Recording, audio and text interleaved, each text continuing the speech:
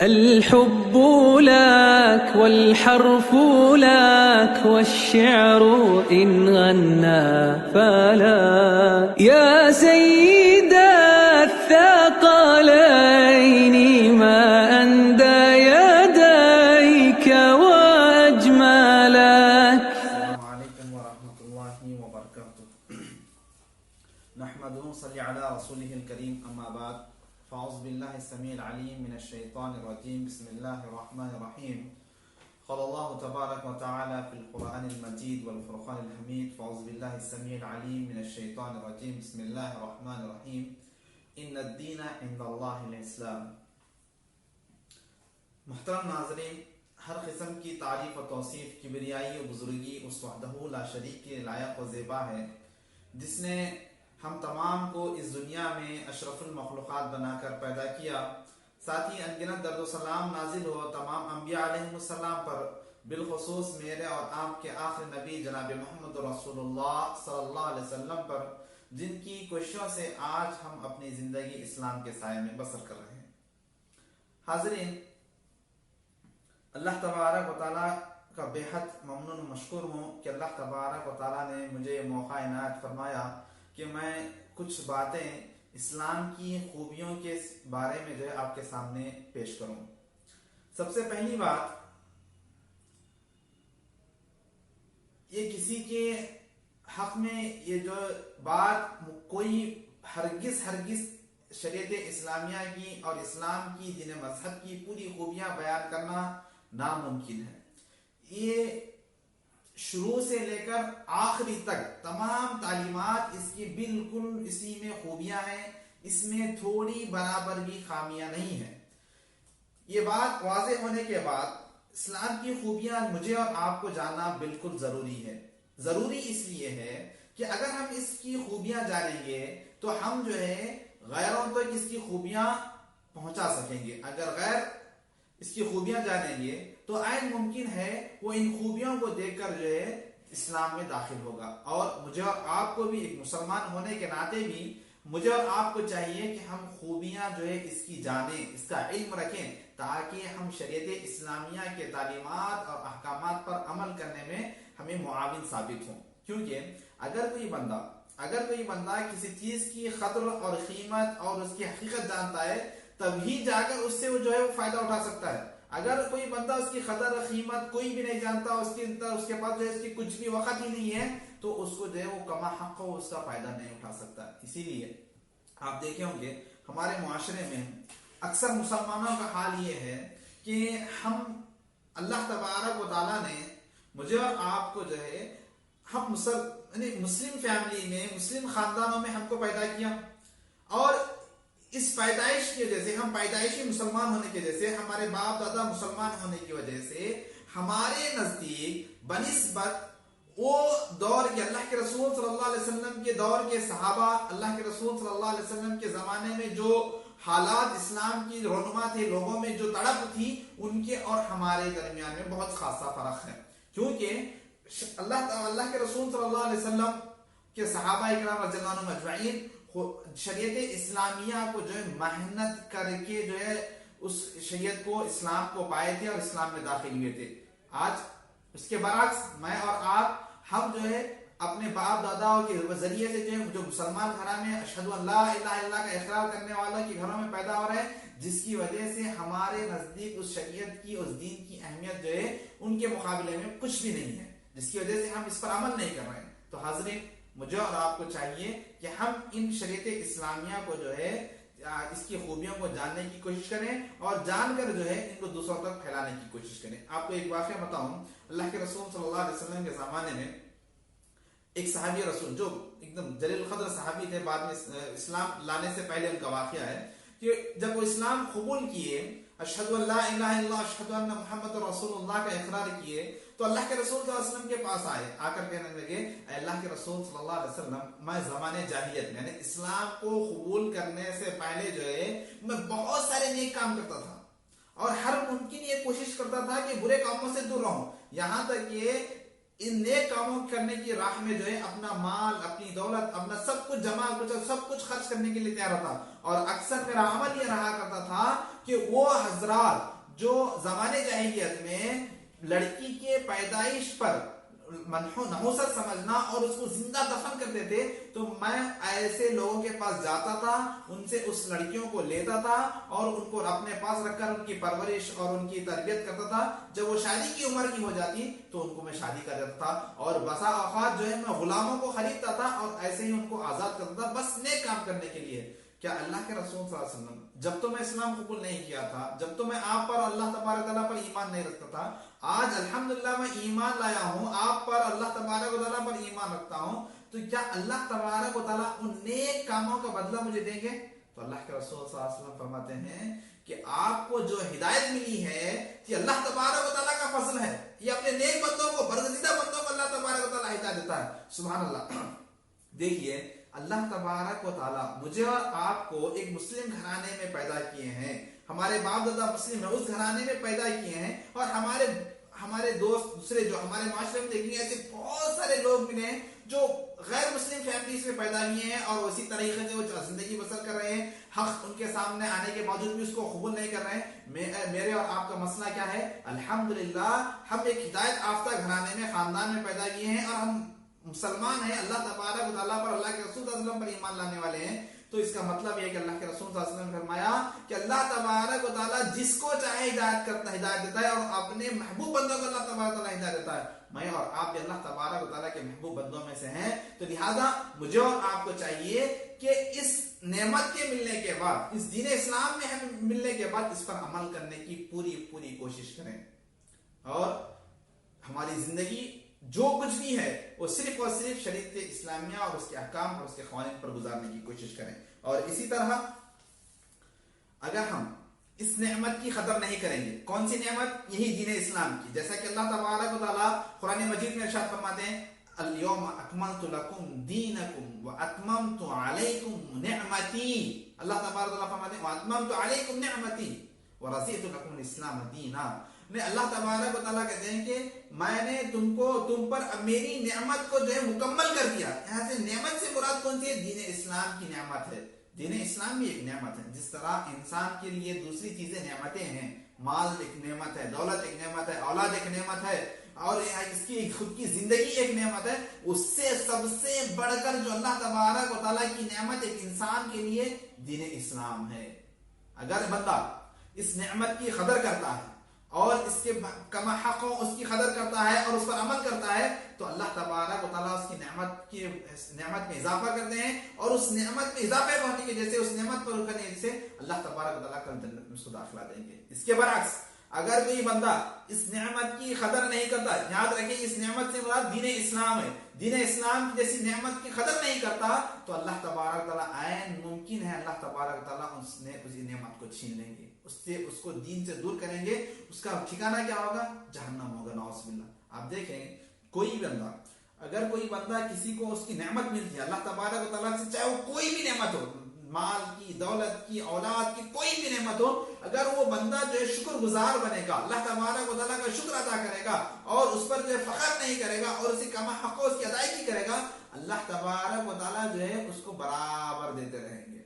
اس کے برعکس اگر کوئی بندہ اس کی قدر نہیں کرے گا تو اللہ تبارک و تعالیٰ اس سے چھین لیں گے. تو لہٰذا مجھے اور آپ کو چاہیے کہ اللہ تبارک و تعالیٰ نے جو نعمت دین کے شکل میں ہمیں دی ہے، اس نعمت کی جو ہے ہم حفاظت کریں. حفاظت کرنا کا مطلب کیا ہے؟ اس پر عمل کریں، اس کے احکامات اور اس کی تعلیمات پر کما حق ہو، کما اپنی استطاعت جتنی کچھ بھی ہو اس پر پورا مکمل عمل پیرا ہونے کی کوشش کریں، اور اس نعمت کی قدر کرنے میں، اس کی حفاظت کرنے میں، اس پر عمل کرنے میں کبھی سستی نہ برتیں. اس کا نتیجہ کیا ہوگا؟ جو بندہ اپنی زندگی دین پر جو ہے لگائے گا، اللہ تبارک و تعالیٰ اس دنیا میں بھی اس کو عزت دیں گے اور اس کو کامیابی عطا کریں گے. کل جو آنے والی جو ابدی زندگی ہے، ہمیشگی کی زندگی ہے، اللہ تبارک و تعالیٰ اس میں بھی اس کو کامیاب کریں گے، اور اللہ تبارک و تعالیٰ اپنے فضل سے جو ہے اپنی بنی بنائی جنت میں اس کو داخلہ کریں گے. سبحان اللہ. بہت بڑی فضیلت ہے یہ اگر کوئی بندہ جو ہے اس نعمت کی، دین اسلام کی جو حفاظت کرتا ہے، اس پر عمل کرتا ہے. آئیے دیکھیں گے چند خوبیاں. ویسے تو میں پہلی بات بتا چکا ہوں کہ اسلام کی تمام خوبیاں، اسلام کی پوری خوبیاں بیان کرنا کسی کے لیے ناممکن ہے، کیونکہ اسلام کی تعلیمات شروع سے لے کر، اول سے لے کر آخر تک پوری خوبیاں ہی خوبیاں ہیں، اس میں کوئی بھی نقص نہیں ہے۔ لیکن چند اہم خوبیاں انشاءاللہ میں آپ کے سامنے رکھوں گا بہت مختصر وقت میں۔ سب سے پہلی خوبی یہ ہے کہ شریعت اسلامیہ، اسلام دین مذہب اللہ تبارک و تعالیٰ کے پاس سب سے محبوب دین ہے۔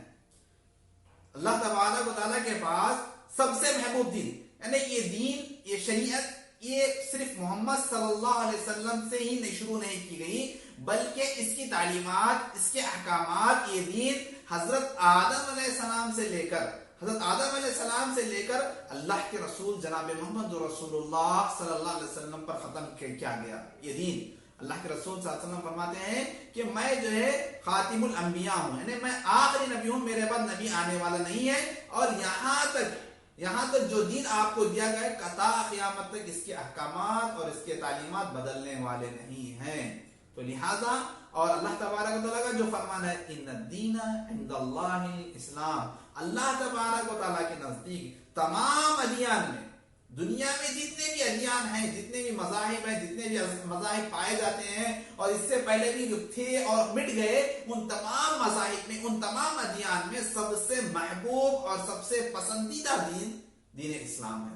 سبحان اللہ، کتنی بڑی خوبی ہے جو اللہ تبارک و تعالیٰ نے ہمیں عطا کی ہے کہ ہم جو ہے ایک ایسے دین میں ہیں، ایسے شریعت کے پابند ہیں جو اللہ کے نزدیک سب سے محبوب اور سب سے پسندیدہ ہے۔ سبحان اللہ، اگر میں اور آپ اس دین پر عمل کریں گے، اس شریعت پر عمل کریں گے، اس اسلام پر عمل کریں گے، یقین مانو میں اور آپ بھی اللہ رب العالمین کے پاس سب سے محبوب بندوں میں سے ہوں گے۔ سبحان اللہ، اللہ رب العالمین سے یہی دعا ہے کہ اللہ رب العالمین میں اور آپ اللہ رب العالمین کے پاس محبوب بندوں میں سے، محبوب بندوں کی فہرست میں مجھے اور آپ کو شامل کرے، آمین۔ اور اگر ہم سب سے پہلی جو خوبی میں بتایا اس کو غور سے دیکھیں گے تو یہ سب سے پہلی خوبی کیا ہے؟ تمام ادیان میں سب سے محبوب اور پسندیدہ دین اسلام ہے اللہ رب العالمین کے پاس۔ ان الدین عند اللہ الاسلام، تمام ادیان میں یقیناً دین اسلام بہت ہی محبوب اور پسندیدہ دین ہے اللہ رب العالمین کے پاس، ٹھیک ہے۔ اسی طرح دوسری خوبی یہ ہے کہ شریعت اسلامیہ اپنے ماننے والوں کو، مسلمانوں کو، سب کو جو ہے اللہ تبارک و تعالیٰ نے اپنے حقیقی مالک، معبود اور رازق کی طرف بلاتی ہیں، اس کی عبادت کرنے کے لیے، اور اس کے ساتھ شرک کرنے سے روکتی ہیں۔ جیسا کہ اللہ تبارک و تعالیٰ کا فرمان ہے، یا ایھا الناس اعبدوا ربکم الذی خلقکم من نفس واحدہ وخلق منها زوجها وبث منهما رجالا كثيرا ونساء واتقوا الله الذي لعلكم تفلحون۔ یا ایھا الناس اعبدوا ربکم الذی خلقکم، اے لوگو تم اس رب کی عبادت کرو جس نے تم کو پیدا کیا۔ سبحان اللہ، اللہ تبارک و تعالیٰ کا جو حکم ہے کہ یہاں پر جو ہے صرف یا ایھا الناس کہہ کر پکار رہے ہیں، یا ایھا الذین آمنوا بول کر نہیں پکار، یا ایھا الذین، یعنی اے ایمان والو، اے مومنوں کا خطاب نہیں ہے، بلکہ یا ایھا الناس، اے دنیا کے تمام لوگوں، تم اللہ رب العالمین کی عبادت کرو جو تم کو پیدا کیا۔ اللہ تبارک و تعالیٰ اس شریعت اسلامیہ کی خوبیوں میں سے خوبی یہ ہے کہ یہ اپنے حقیقی معبود، اپنے حقیقی مالک، اپنے حقیقی رازق کی عبادت کے لیے بلاتا ہے اور اس کو شرک سے نفی کرتا ہے۔ انسان کی فطرت بھی یہی ہے کہ وہ اپنے حقیقی معبود کی عبادت کرے، جس سے وہ کبھی بیزار ہونے والا نہیں ہے، جس سے وہ کبھی تھکنے والا نہیں ہے۔ اگر کوئی بندہ اپنے حقیقی معبود کو چھوڑ کر، اپنے حقیقی خالق اور حقیقی رازق کو چھوڑ کر کسی اور کی عبادت کرنے لگ جاتا ہے تو آگے چل کر وہ ایک نہ ایک دن جو ہے نقصان میں ہوگا اور وہ اس سے بیزار ہوگا۔ لیکن اللہ تبارک و تعالیٰ جو ہمیں شریعت، جو دین ہمیں عطا کیے ہیں، اس کی سب سے بڑی تعلیم یہ ہے کہ ہم ایک اللہ کو مانے، حقیقی معبود کو مانے، اس کی عبادت کریں، اور محمد صلی اللہ علیہ وسلم کو اپنا رسول اور پیغمبر مانے اور اللہ رب العالمین کا بندہ مانے۔ اسی لیے جب کوئی بندہ جو ہے اسلام میں داخل ہونا چاہتا ہے، انسان کے لیے اس کی سب سے ضروری ہے وہ کلمہ شہادت کا اقرار کرے۔ کلمہ شہادت کیا ہے؟ اشہد ان لا الہ الا اللہ، میں گواہی دیتا ہوں کہ اللہ تبارک و تعالیٰ کے سوا کوئی معبود نہیں ہے. وَأَشْهَدُ أَنَّ مُحَمَّدًا عَبْدُهُ وَرَسُولُهُ، اور میں یہ بھی گواہی دیتا ہوں کہ محمد صلی اللہ علیہ وسلم اللہ کے بندے اور اس کے رسول ہیں. اور تیسری خوبی جو شریعت اسلامیہ کی یہ ہے کہ یہ اپنے لوگوں کو، اپنے ماننے والوں کے اندر کی جو سب سے اہم خوبی یہ ہے کہ وہ آپس میں ایک دوسرے کو نیکی کا حکم دیتے ہیں اور برائی سے روکتے ہیں. سبحان اللہ، کتنی بڑی بات ہے کہ مومنین، دین کو ماننے والے، اسلام کو چلنے والے، اسلام کو قبول کرنے والے لوگ آپس میں ایک دوسرے کو جو ہے برائیوں سے روکتے ہیں اور نیکی کا حکم دیتے ہیں. سبحان اللہ. یعنی اللہ تبارک و تعالیٰ جو یہ خوبی اس امت میں عطا کی ہے وہ یہ ہے کہ اس معاشرے میں رہنے والے تمام لوگوں کا اس کو فائدہ ہو. ایسا نہیں کہ انفرادی فائدہ ہو اس کا ہی نہیں، بلکہ معاشرے کا فائدہ ہو. اگر کوئی قوم، اگر کوئی سوسائٹی، اگر کوئی معاشرہ اپنے رہنے والوں کے اندر کی اصلاح کرتا ہے، نیکی کا حکم دیتا ہے، برائی سے روکتا ہے، تو یقین مانیے ایسے معاشرے سے، ایسے سوسائٹی سے تمام برائیاں دور ہو جائیں گے. اور اسی طرح اللہ تبارک و تعالیٰ فرماتے ہیں کنتم خیر امۃ اخرجت للناس تأمرون بالمعروف وتنہون عن المنکر، تم ایک ایسی امت ہو جو لوگوں کو بھلائی کا حکم دیتے ہیں اور برائی سے روکتے ہیں. یہ بہت بڑی خوبی ہے. اگر آپ اس کے برعکس آپ دوسرے ادیان میں دیکھیں گے، دوسرے مذاہب کے ادیان میں دیکھیں گے، آپ کو یہ خوبیاں نظر نہیں آئیں گی، کیونکہ وہ دین متحرک دین ہے، انسانوں کا بنایا ہوا دین ہے. یہ دین اسلام اللہ تبارک و تعالیٰ کا بنایا ہوا دین ہے، اور اللہ رب العالمین نے ہم انسانوں کے بالکل عین فطرت کے مطابق اس شریعت کو بنائے ہیں اور ہم تک پہنچائے ہیں. سبحان اللہ. تو مجھے اور آپ کو چاہیے کہ ہم آپس میں رہتے ہوئے معاشرے میں رہتے ہوئے ایک دوسرے کو جو ہے نیکی کا حکم دیں، برائی سے روکیں. اور یاد رکھیں، یہاں پر جب ہم کسی کو برائی سے روک رہے ہیں اور کسی کو نیکی کا حکم دیکھ رہے ہیں تو ہم اللہ کے رسول صلی اللہ علیہ وسلم کے اس اسوہ حسنہ کو بھی سامنے رکھیں، جس میں اللہ کے رسول صلی اللہ علیہ وسلم بہت ہی سنجیدگی سے جو ہے اللہ کے رسول صلی اللہ علیہ وسلم کام لیا کرتے ہیں. یعنی اللہ کے رسول صلی اللہ علیہ وسلم ایک دم ایک موعظہ حسنہ یعنی اچھی طرح سے پیش آتے اور ان کو نیکی سے اس برائی سے روکتے. اگر کوئی بندہ، مثال کے طور پر اگر کوئی بندہ جو ہے کوئی گناہ کا مرتکب ہے، کوئی گناہ میں ملوث ہے، مثال کے طور پر ایک بندہ ہے جو نماز ادا نہیں کرتا، جو نماز قائم نہیں کرتا، اگر ہم اس بری عادت کو، اس برے کاموں کو اگر ہم اس کو اکیلے میں جا کر بٹھا کر سمجھائیں گے، اللہ تبارک و تعالیٰ کا خوف اس کو یاد دلائیں گے، اللہ تبارک و تعالیٰ کے احکام اور شریعت کے احکام اس کے سامنے رکھیں گے اچھے انداز میں، یقین مانیے وہ اس بندہ جو ہے اس باتوں کو سنے گا اور اس پر عمل کرنے کی کوشش کرے گا. اس کے برعکس اگر کوئی بندہ اس بندے کو نصیحت کرنے کے بجائے چار لوگوں کے سامنے جو ہے، اس کے دوست احباب دوسروں کے سامنے جو ہے ڈانٹ رہا ہے، ڈپٹ رہا ہے، اس کی برائی ایک دم ایسے بیان کر رہا ہے جس کو پسند نہیں کرتا، یقین مانیے وہ سدھرنے کے بجائے اور بگڑنے لگے گا. اس کا نتیجہ کیا نکلے گا؟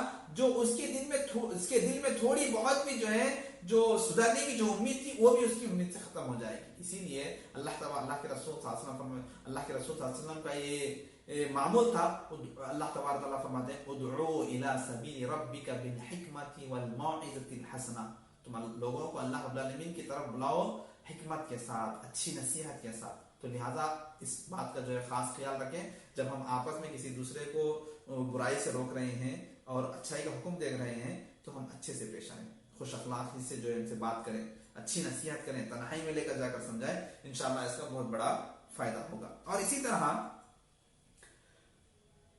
شریعت اسلامیہ کی چوتھی اور اہم خصوصیت یہ ہے، خوبی یہ ہے کہ یہ دین بہت آسان ہے اپنے ماننے والوں کو، اس کے ماننے والوں کو، اور اس میں ذرا برابر بھی کوئی مشکل اور پریشانی نہیں ہے، کیونکہ اس شریعت کو عطا کرنے والے اللہ سبحانہ وتعالی وہ یہ فرماتے ہیں، اللہ سبحانہ وتعالی یہ فرماتے ہیں یرید اللہ بکم اليسر ولا یرید بکم العسر.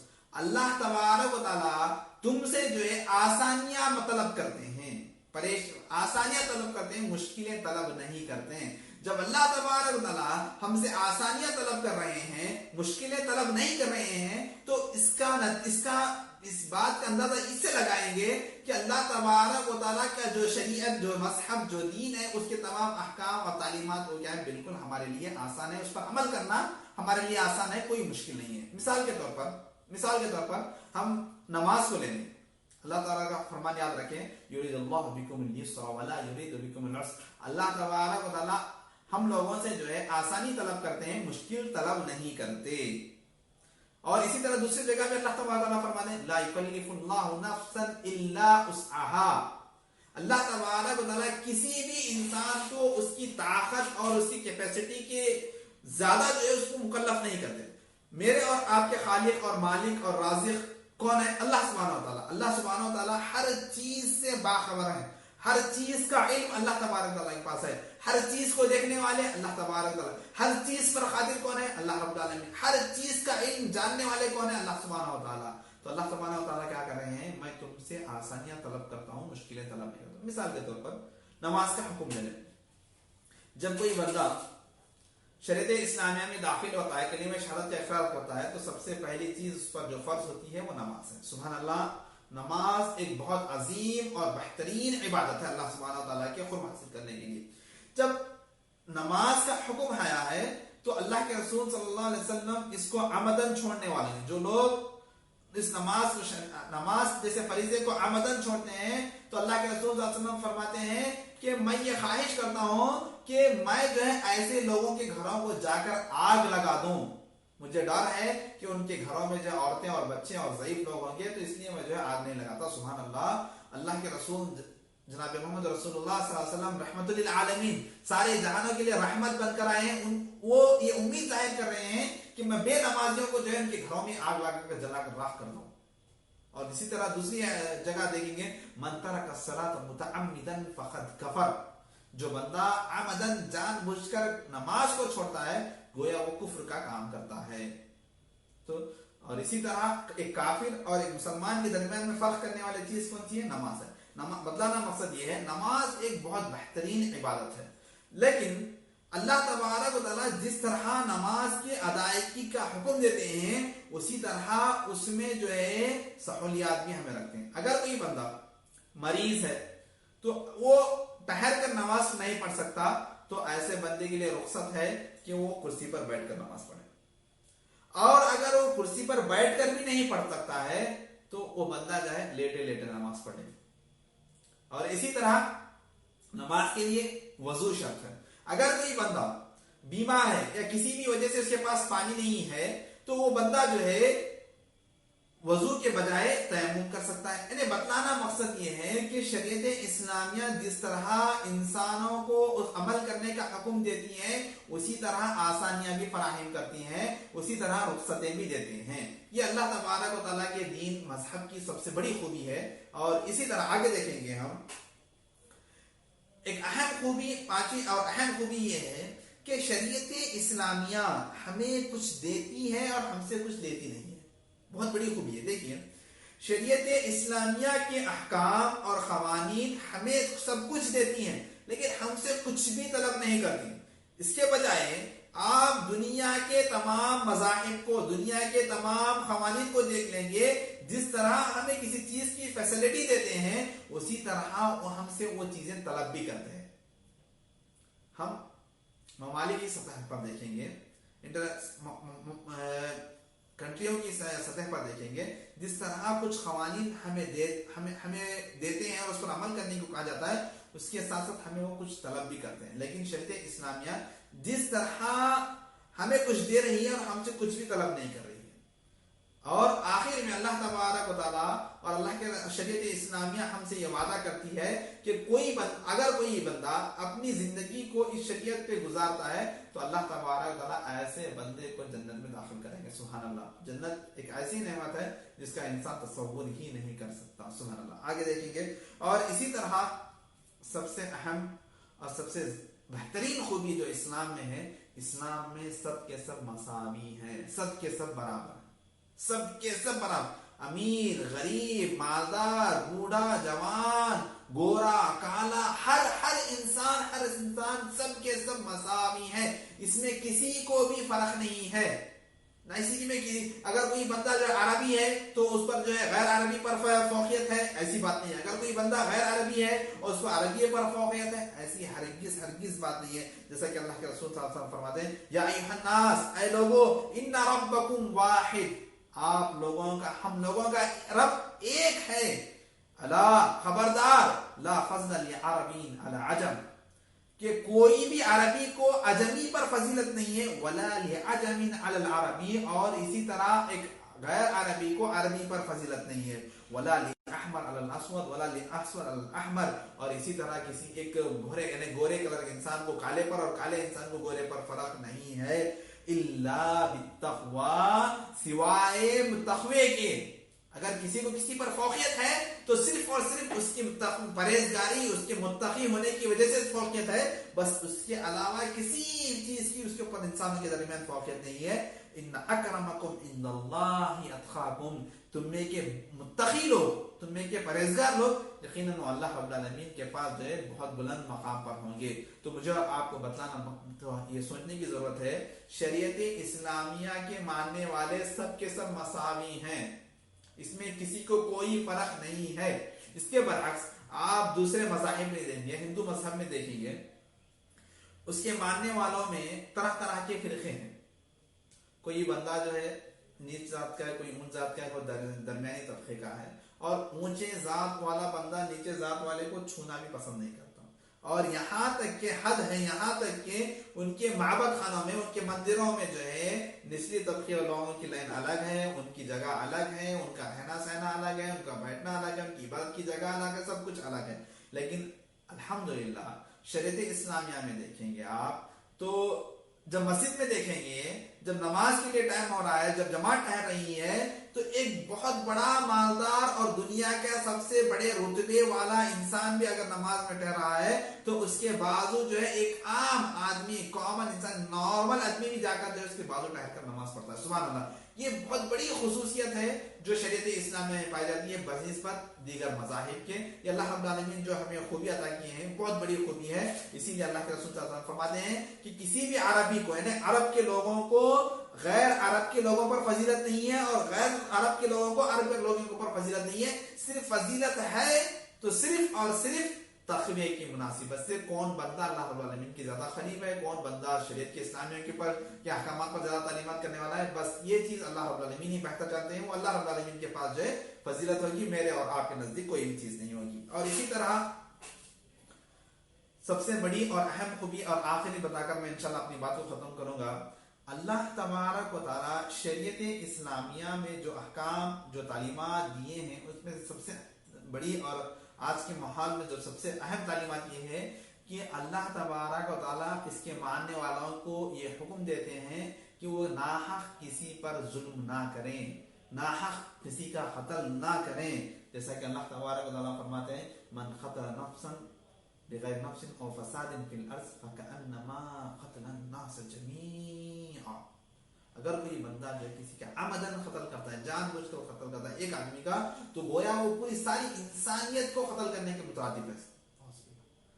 اور اسی طرح ظلم کے بارے میں اللہ کے رسول صلی اللہ علیہ وسلم نے الظلم ظلمات یوم القیامہ، کہ ظلم جو ہے کل قیامت کے دن اندھیرا بن کر جو ہے سامنے آخر ہوگا. تو مجھے جو تعلیمات شریعت اسلامیہ جو ہمیں دی ہیں، یہ صرف ہمیں عمل کر کے جنت میں داخل کرنے کے ساتھ ساتھ جو ہے جو اس معاشرے میں رہنے والے ہیں ان کے لیے بھی فائدہ مند ثابت ہو، ان کے لیے بھی اچھائی ثابت ہو، ان کے لیے بھی فائدہ ہو. یہ شریعت دین اسلام صرف انفرادی طور پر نہیں بلکہ اجتماعی طور پر بھی جو ہے فائدہ پہنچاتا ہے. تو لہٰذا ایسے بہت سارے خوبیاں ہیں جو شریعت اسلام میں پائی جاتی ہیں اور دین مذہب میں پائی جاتی ہیں. مجھے اور آپ کو چاہیے کہ ہم ان خوبیوں کو جانیں اور ان خوبیوں پر عمل کرنے کی کوشش کریں اور ان خوبیوں کو دوسروں تک پہنچانے کی کوشش کریں. عین ممکن ہے اگر ہم ان خوبیوں کو دوسرے لوگوں کے سامنے پیش کریں گے، غیر مسلموں کے سامنے پیش کریں گے اور ان حضرات کے سامنے پیش کریں گے جو شریعت اسلامیہ کو نشانہ بناتے ہیں، اس پر تنقید کرتے ہیں، یقین مانیے وہ ان خوبیوں کو دیکھ کر جو ہے اپنے باطل مذہب کو چھوڑ کر شریعت اسلامیہ میں داخل ہوں گے. تو مجھے اور آپ کو چاہیے کہ ہم اس بات کی کوشش کریں، خود بھی عمل کریں اور ان باتوں کو جو دوسروں تک پہنچانے کی کوشش کریں. اللہ رب العالمین سے یہی دعا ہے کہ اللہ رب العالمین مجھے اور آپ کے کہنے سے زیادہ عمل کرنے کی توفیق عطا فرمائے اور ان تمام چیزوں کو جو ہے دوسروں تک پہنچانے کی کوشش، دوسروں تک پہنچانے کی ہمیں توفیق دے. سبحانک اللہم بحمدک، اشہد ان لا الہ الا انت، استغفرک و اتوب الیک.